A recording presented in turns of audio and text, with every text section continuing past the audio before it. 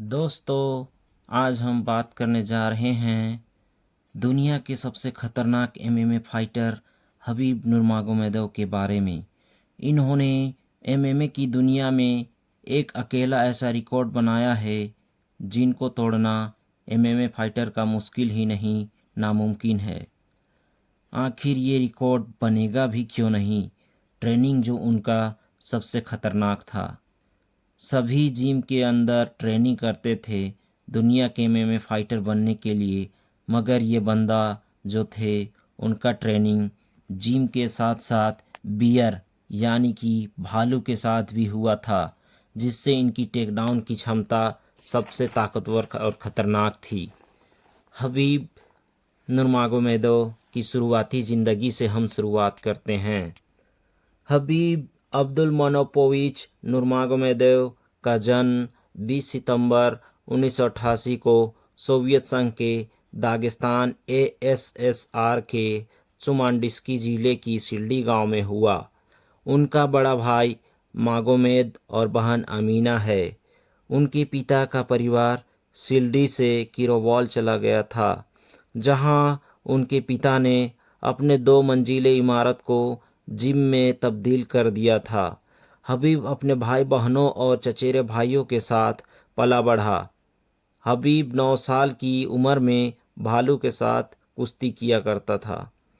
हबीब ने लगभग 8 साल की उम्र में अपने पिता के साथ कुश्ती शुरू कर दिया था। हबीब के पिताजी सोवियत सेना में शामिल थे। वे खुद सैम्बो और जूडो के विद्यार्थी थे। 2001 में उनका परिवार दागिस्तान की राजधानी माखचकाला चला गया, जहां उन्होंने 12 साल की उम्र में कुश्ती और 15 साल की उम्र में जूडो का प्रशिक्षण लिया। हबीब की करियर की शुरुआत हम देखेंगे। दोस्तों, हबीब नुरमागोमेदोव ने अपना करियर की शुरुआत एमएमए, जिसे हम मिक्स्ड मार्शल आर्ट के नाम से और जानते हैं, का शुरुआत 2008 में शुरू किया और उन्होंने 1 महीने में 4 जीत दर्ज की। 11 अक्टूबर को मॉस्को में 3 विरोधियों को हराकर उन्होंने एट्रियम कप जीता। अगले 3 वर्ष में उन्होंने 12 में से 11 फाइट जीता था। फिर उन्होंने 2011 में प्रो एफसी में प्रमोशन के लिए 7 मुकाबला लड़ी और 7 में जीत हासिल किया। रूस और यूक्रेन के बीच में 16-0 का रिकॉर्ड रहा।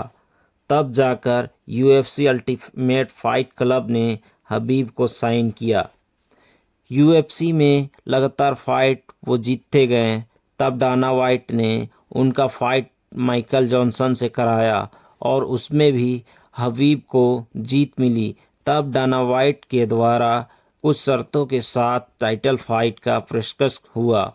फिर हबीब ने टाइटल फाइट भी अल इक्वांटा से 50-44, 50-43, 50-43 से जीतकर यूएफसी लाइटवेट चैंपियन बना। दोस्तों, अब हम बात करेंगे हबीब नुरमागोमेदोव बनाम मैग्रेगर के बारे में, जिनके फाइट दुनिया के सबसे खतरनाक फाइट के तौर पर याद किया जाता है। शुक्रवार 3 अगस्त 2018 को यूएफसी ने घोषणा की कि हबीब नुरमागोमेदोव 16 अक्टूबर को लॉस वेगास में 229 में कॉनर मैग्रेगर से अपना पहला टाइटल खिताब का बचाव करेंगे।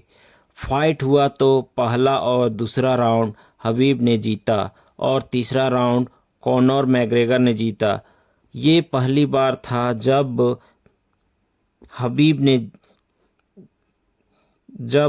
मैग्रेगर ने जीता। ये पहली बार था जब अपने करियर में हबीब अपने फाइट का कोई एक राउंड हारा हो। फिर चौथी राउंड शुरू हुई और चौथी राउंड में हबीब ने मैग्रेगर को सबमिशन के जरिए हरा दिया। हराने के बाद हबीब ने केज लांघकर मैग्रेगर के टीममेट्स पर हमला कर दिया, जिस कारण दोनों टीमों के बीच विवाद हो गया।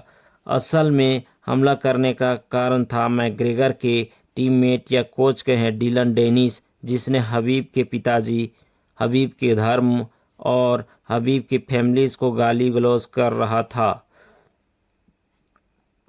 केज के बाहर जो हबीब का साफ साफ सुनाई पड़ा था। आयरिश मैन को हराने के बाद हबीब ने अपना रिकॉर्ड 27-0 कर लिया, जो उस समय यूएफसी के इतिहास का सबसे लंबा जीत था। इस इवेंट में 2.4 मिलियन पेपर व्यू की खरीदारी थी, जो कि किसी भी एमएमए इवेंट की सबसे बड़ी और अधिक खरीदारी थी। जून 2019 में नूरमागोमेदोव ने यूएफसी के साथ एक नए मल्टी फाइट अनुबंध पर हस्ताक्षर किया। उन्होंने 7 दिसंबर 2019 को लास्ट चैंपियन डस्टिन पोरियर से फाइट किया और हबीब ने तीसरे ही राउंड में डस्टिन पोरियर को रियर नेक चॉक सबमिशन के जरिए हराया।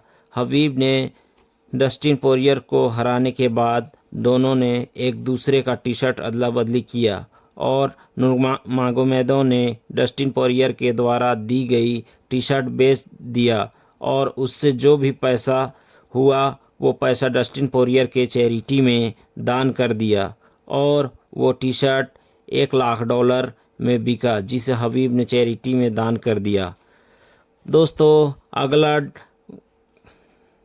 फाइट जो हुआ नूरमागोमेदोव का वो था जस्टिन गैथजे के साथ। दोस्तों, 24 अक्टूबर 2020 को यूएफसी 254 के मुख्य कार्यक्रम में नूरमागोमेदोव ने जस्टिन गैथजे से सामना करते हुए दूसरे ही राउंड में त्रिकोणीय चोक के साथ तकनीकी सबमिशन के माध्यम से जीत हासिल किया। लड़ाई के बाद अपने इंटरव्यू में हबीब ने MMA UFC mixed martial art से सेवानिवृत्ति ले लिया।